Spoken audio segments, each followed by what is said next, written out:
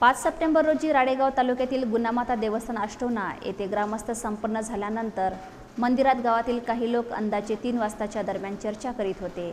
तेवढ्यात त्यांचा आवाज ऐकून गणेश पंढरी ढवस, विवेक मारुती ढवस, अक्षय महादेव काकडे, धीरज हिम्मतराव काकडे, शंकर रामाजी वरगड, गोकुल तुकाराम काकडे, अनिल रामदास बोबडे, गणेश रामदास बोबडे सर्व राहणार आटोना, तालुका राळेगाव, जिल्हा यवतमाळ तिथे आले।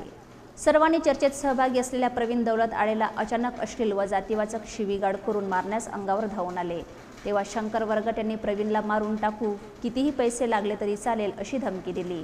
तेवढ्यात बंदोबस्तावरील असलेले पोलीस चिकराम व आत्राम हे तिथे आले व प्रवीणला सोडवले व त्याला बाहेर काढले। प्रवीणला या लोकांपासून जीवाला धोका निर्माण झाला असून ते केव्हा काय करेल याचा नेम नाही। त्यामुळे प्रवीणने दिनांक 6 सप्टेंबर रोजी पोलीस स्टेशन वडकी येथे वरील गैर अर्जदाराविरुद्ध त्यांच्या पत्नीसह जाऊन रिपोर्ट दिला होता। त्यावरून पोलिसांनी गुन्हा दाखल केला।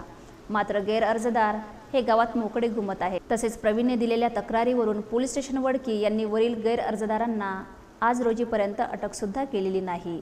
गैर अर्जदारांना 8 दिवसात अटक करावी, अन्यथा भारतीय कम्युनिस्ट पक्षाच्या वतीने पोलीस स्टेशनवर दिनांक 30 सप्टेंबरला दुपारी 12 वाजता मोर्चा काढण्यात येईल असा इशारा पोलीस अधीक्षक यांना निवेदनातून दिला आहे।